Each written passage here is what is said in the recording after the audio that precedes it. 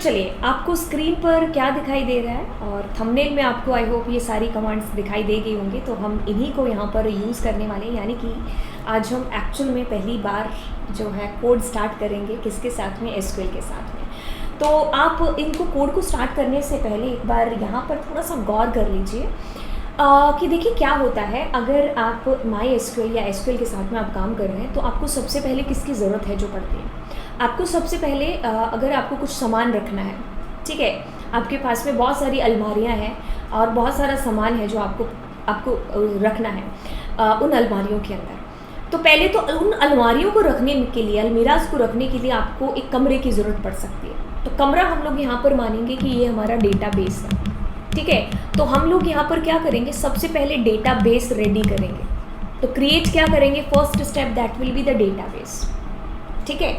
अब आपने database create कर लिया, उसके बाद में हम लोग सीखेंगे कि भाई टेबल को क्रिएट कैसे करेंगे, क्योंकि अलमीराज हमने उसके अंदर रखनी है। अब जब अलमीराज आपने वहाँ पर रख ली, अब उनके अंदर सामान हम लोग वो अलग करेंगे, that will be with the help of insert command, ठीक है। तो यहाँ पर एक एक करके देखेंगे। तो सबसे पहले आपके पास में कमांड आएगी ये वाली क्रिएट कमांड, ठीक है। तो चलिए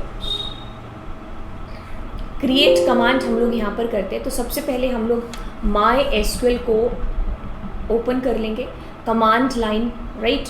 तो आपके पास में ओपन हो गया, बिल्कुल। तो इसको इंक्रीज कर देती हूँ, इसका फ़ॉन्ट साइज,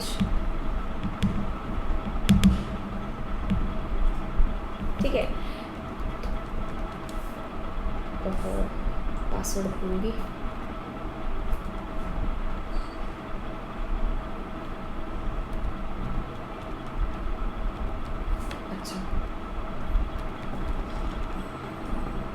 थैंक गॉड, हाँ पासवर्ड याद है।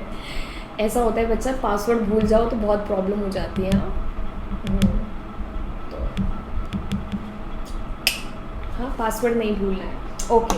लिखूँगी यहाँ पर बच्चा, ऐसा करने के बाद में सो मैं यहाँ पर क्रिएट करूँगी। क्या क्रिएट करूँगी, क्रिएट आपकी जो एसक्यूएल लैंग्वेज है that is non case sensitive, छोटे बड़े अक्षर हो सकते हैं। क्रिएट, अब क्रिएट क्या करना है आपको यहाँ पर, क्रिएट डेटाबेस, ठीक है। अब डेटाबेस का नाम यहाँ पर लेट सपोज आप कुछ भी नाम दे रहे हो, स्कूल का नाम देते हैं, चलिए इंडिया दे देते हैं, इंडिया पब्लिक, तो स्पेस नहीं देना है आपको, ठीक है। और आपने ऐसे नाम दे दिया, this is the database name, यानी कि आपका कमरा तैयार हो चुका है, घर तैयार हो चुका है और उस घर का नाम है इंडिया पब्लिक स्कूल। अब चलिए, अब मैं आपको यहाँ पर देखिए, अब हम एक एक करके ये कमांड सब है जिनका यूज़ देख लेते हैं। आपने क्रिएट डीबी क्रिएट कर लिया, ठीक है। अब मैं क्या करूँगी यहाँ पर, मेरे पास में डेटाबेस क्रिएट हो चुका है।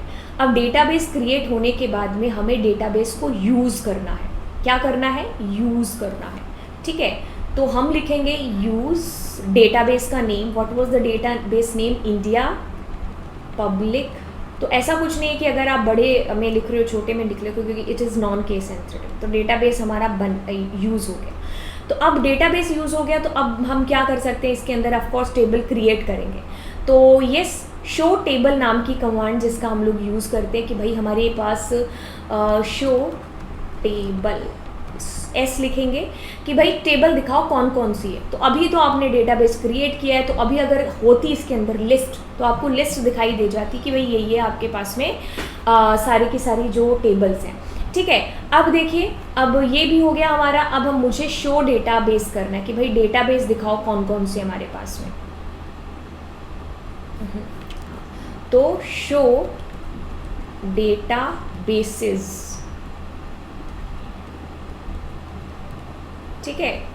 अब ये डेटाबेस की लिस्ट है जो आपके पास में आ गई कि भाई इतने जो स्कूल हैं आप लोगों, सॉरी जो डेटाबेस हैं वो आप लोगों ने क्रिएट कर रखे हैं। और हम कौन से डेटाबेस पर काम कर रहे हैं, हम लोग यहाँ पर इंडिया पब्लिक स्कूल है, इस डेटाबेस को हमने अभी क्रिएट किया और इसके ऊपर हम लोग काम कर रहे हैं, ठीक है।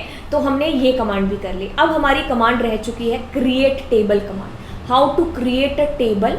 तो इसको हम लोग अगले लेक्चर में देखेंगे कि भाई हम टेबल को कैसे क्रिएट कर सकते हैं, ठीक है। तो एक सिंपल सी टेबल हम लोग क्रिएट करना सीखेंगे। आप लोग ये सारी कमांड्स और इनका यूज़ है जो तब तक करके देखिए, फिर मैं आपको अगले लेक्चर में मिलती हूँ जिसमें मैं आपको क्रिएट करना बताऊँगी टेबल को। सो बाय बाय।